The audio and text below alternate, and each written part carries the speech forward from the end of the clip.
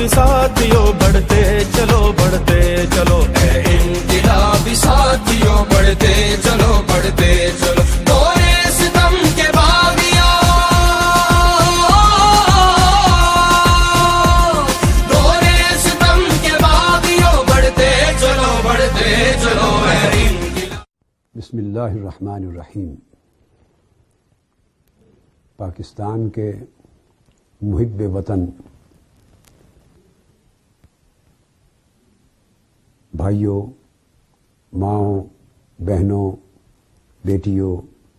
تاجروں، کسانوں، مزدوروں اور دکھ، درد، غربت، مایوسی اور محرومی کی آگ میں جلنے والے بے بسوں، بے کسوں، مجبوروں، آپ سب کو میں صمیم قلب سے مبارکباد دینا چاہتا ہوں کہ آپ نے 23 دسمبر کو مینار پاکستان کے سائے کے تلے جمع ہو کر ملینز کا اجتماع کر کے اور پرامن احتجاج کر کے اس امر کا ثبوت فراہم کر دیا کہ پاکستان کے 18 کروڑ عوام اب ظلم، جبر، بربریت، دہشت، کرپشن اور ناانصافی کے نظام کو قبول نہیں کر سکتے۔ میں آپ کی عظمتوں کو سلام کرتا ہوں، آپ کے جذبوں کو سلام کرتا ہوں، آپ کے عظیم ارادوں کو سلام کرتا ہوں، لیکن یاد رکھیے 23 دسمبر کا دن ہمارے انقلاب کے سفر کا آغاز تھا، وہ ہمارا پہلا قدم تھا۔ ابھی ہم نے منزل انقلاب تک پہنچنا ہے۔ اگلا مرحلہ اس سے زیادہ کٹھن، اس سے زیادہ نتیجہ خیز اور اس سے زیادہ فیصلہ کن ہوگا۔ انشاءاللہ تعالی اللہ رب العزت کی مدد و نصرت نازل ہوگی۔ اللہ کی مدد ہمیشہ کمزوروں کے ساتھ ہوتی، ہمیشہ مظلوموں کے ساتھ ہوتی، ہمیشہ محروموں کے ساتھ ہوتی۔ اس نے ہر دور میں مستضعفین کی مدد کی ہے، اور انسانی تاریخ اس امر پر شاہد ہے کہ جب بھی غریبوں، مظلوموں، محروموں، بے کسوں اور بے بسوں کے مقدر کو سنوارنے کے لیے اور انہیں گراوٹ سے اٹھا کر عزت کی بلندیوں تک پہنچانے کے لیے اور ان کے چھینے ہوئے حقوق انہیں واپس دلانے کے لیے اللہ رب العزت نے پہلے ادوار میں پیغمبر بھیجے تھے۔ جب بھی کوئی پیغمبر اس دنیا میں تشریف لایا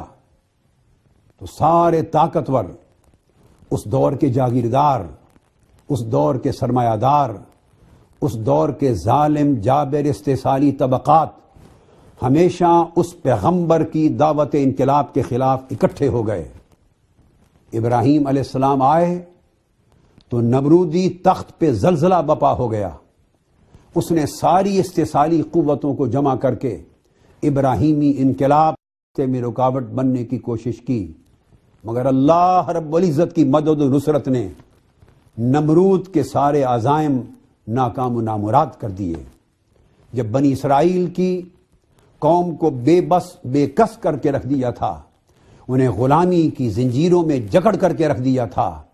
ان کی بیٹیاں زندہ رہتی، بیٹے ذبح کر دیے جاتے، تو اللہ رب العزت نے سیدنا موسیٰ علیہ السلام کو بھیجا، اور موسوی انقلاب کا جب نعرہ بلند ہوا تو تخت فرعون متزلزل ہو گیا۔ اس نے سارے استحصالی اور مکارانہ، عیارانہ ان قوتوں کو مجتمع کیا، مگر بالآخر اللہ رب العزت کی مدد و نصرت اٹھی، فرعون اپنے تخت سمیت غرق ہو گیا، اور موسوی انقلاب بنی اسرائیل کے غریبوں کو لے کر منزل مراد تک جا پہنچا۔ آپ جس بھی پیغمبر کی تاریخ اور سیرت کا مطالعہ کریں، قرآن مجید کہتا ہے، جا بجا کہتا ہے، ہر مقام پر کہتا ہے کہ پیغمبر کی دعوت انقلاب کو سن کر اس زمانے کے سب وڈیرے، جاگیردار، ظالم، جابر، غریبوں کے مقدر سے کھیلنے والے، زمانے کے وسائل اور تمام زمانے کی تمام ذرائع پر قابض ہونے والے ہمیشہ یکجا ہو جاتے تھے، اور پھر انبیاء کی دعوت سے لرز کر ان کی کردار کشی کرتے تھے۔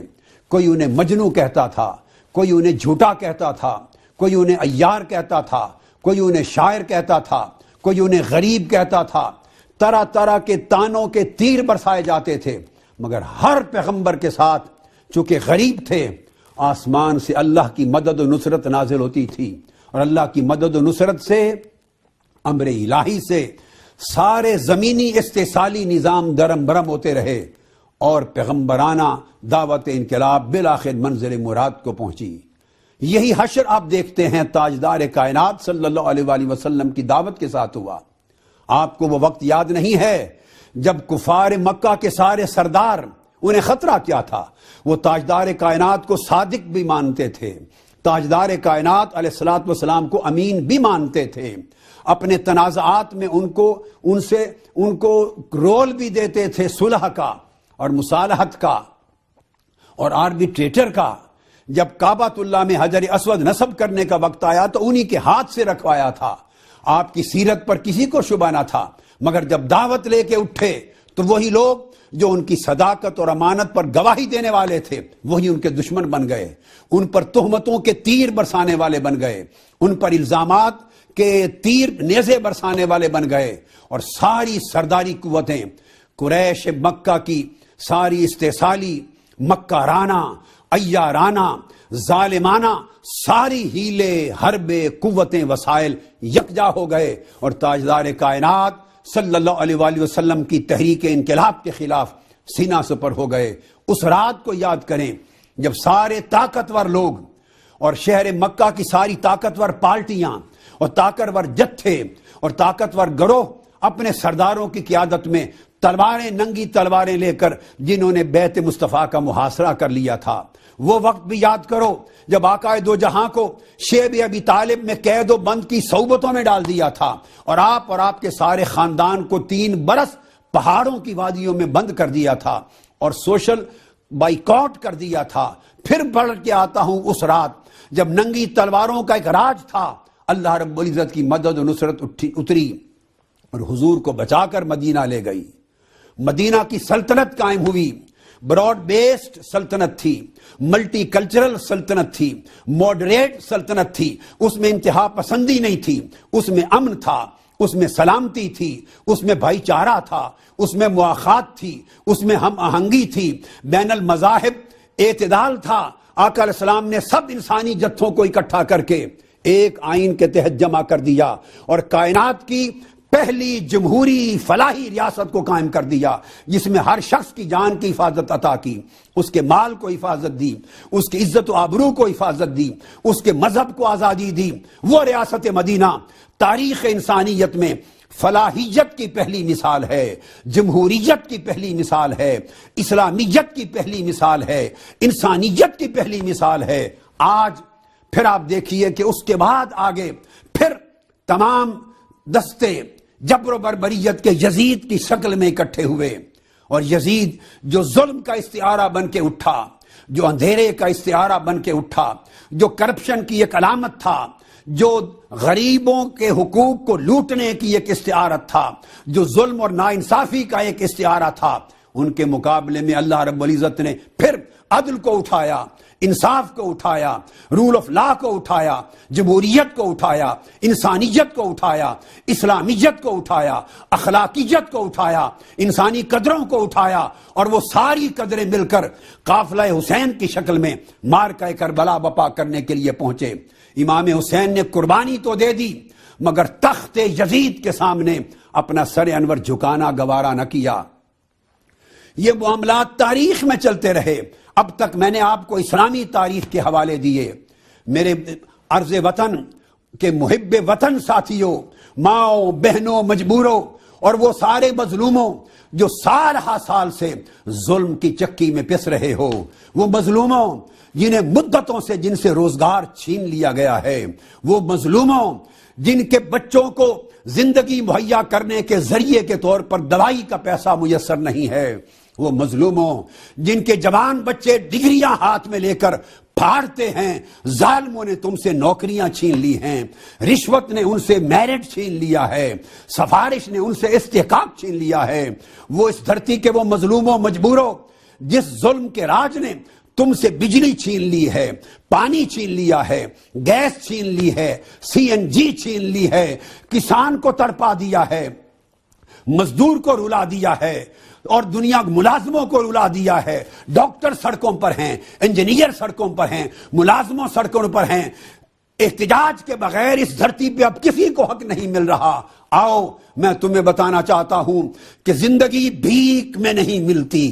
زندگی بڑھ کے چھینی جاتی ہے۔ جب فرانس میں انتہا ہو گئی تھی ظلم کی تو لوگ اٹھے تھے اور انہیں آمریت کے تخت کو ہٹا کے رکھ دیا تھا۔ جب روس میں جبر و بربریت اور استحصال عروج پر پہنچا تھا تو عوام ہی تھے، پسے ہوئے عوام آپ کی طرح اٹھے تھے، انہوں نے بربریت کے تخت کو ہٹا کے رکھ دیا تھا۔ جب چائنا میں آمریت لوگوں کی گردنوں پر پنجہ زن تھی تو آپ ہی کی طرح مجبور مقہور لوگ، کمزور لوگ اٹھے تھے، اس تخت کو اٹھا کے رکھ دیا تھا۔ آج انقلاب فرانس کو یاد کرو، روس کو یاد کرو، آپ چائنا کو یاد کرو، کربلا کو یاد کرو، مدینہ کو یاد کرو، تخت فرعون کا الٹنا یاد کرو، تخت نمرود کا الٹنا یاد کرو، اپنے ایمان کو مضبوط کر کے، اپنے حوصلوں کو مضبوط کر کے، اپنے عزم اور ارادوں کو مضبوط کر کے نکلو۔ مجھے معلوم ہے اب سب کچھ لٹا بیٹھے ہیں، گھر لٹ گئے، زیور لٹ گئے، جس کے پاس جو مال و اسباب تھا لٹ گیا،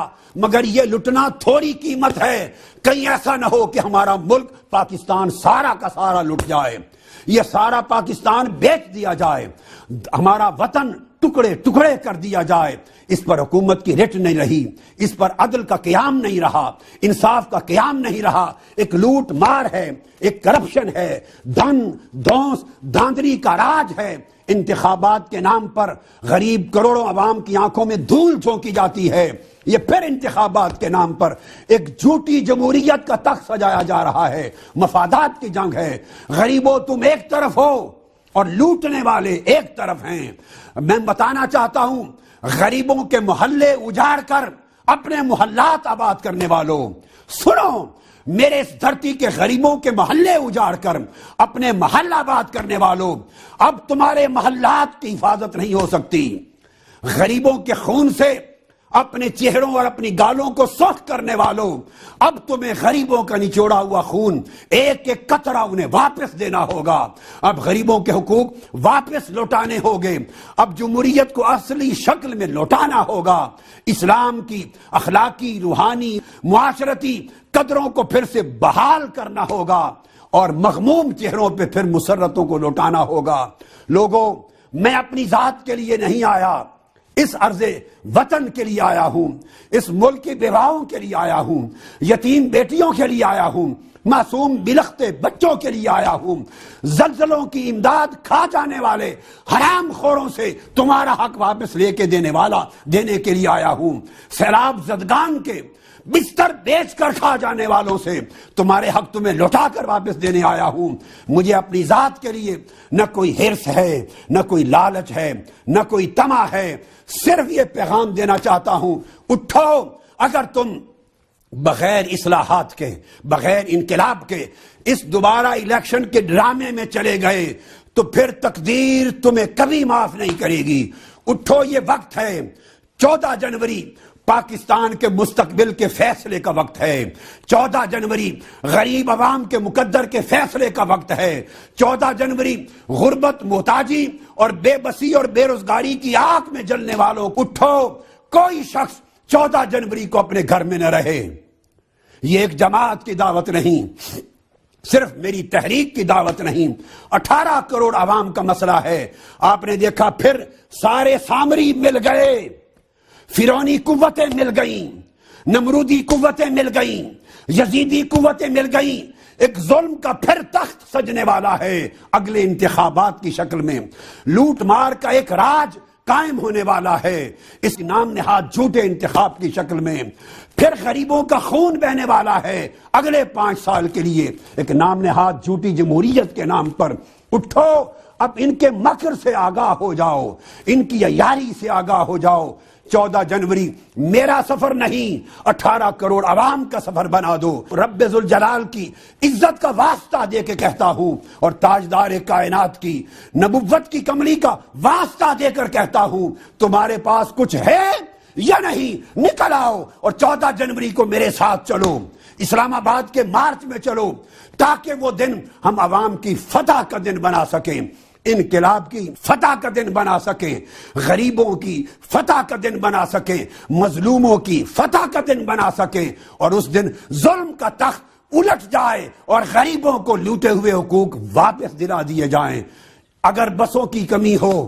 پرواہ نہ کرنا، 1000 بسیں ممکن ہے بسیں کم پڑ جائیں، کروڑوں لوگوں نکلو، ملینز کی تعداد میں نکلو، بسوں کے لوگ باری باری صحابہ کرام کی سنت پر کچھ پیدل چل لیں گے، تم باقی لوگ بیٹھ جانا،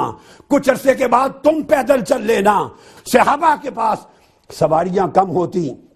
جب سفر پہ جاتے تو باری باری کوئی اونٹوں پہ بیٹھتا، کوئی پیدل چلتا، ہم بھی بسوں میں باری باری کچھ سوار ہو جائیں گے، کچھ پیدل چلیں گے۔ یہ فکر نہ کرنا کہ بس نہیں، سفر لمبا ہے۔ اگر اسلام آباد کا سفر لمبا سمجھا تو پھر ساری زندگی کا سفر اتنا لمبا ہے۔ اگر 14 جنوری آپ نے میرے دست و بازو بن کر مجھے ہمت نہ دلائی اور اس دن کی فتح کے لیے مدد نہ کی تو یاد رکھو نسلیں روتی رہیں گی، دوبارہ کوئی نہیں اٹھے گا جو تمہارے مقدر سنوارنے کے لیے ان وقت کے یزیدوں، فرعونوں اور قارونوں کو للکارے، پھر یہ اسمبلی میں آ کر تمہیں ایسی زنجیروں سے جکڑ دیں گے کہ روتے روتے مر جاؤ گے، تمہیں کوئی لقمہ نہیں ملے گا، تمہاری آواز سننے والا کوئی نہیں ہوگا۔ یہ ناؤ اور نیور کا وقت ہے، اٹھو اور 14 جنوری کے دن کو پاکستان میں انقلاب لا کر اس دن کو تاریخ کا فیصلہ کن دن قرار دو۔ ہے انقلاب ساتھیوں، بڑھتے چلو بڑھتے چلو۔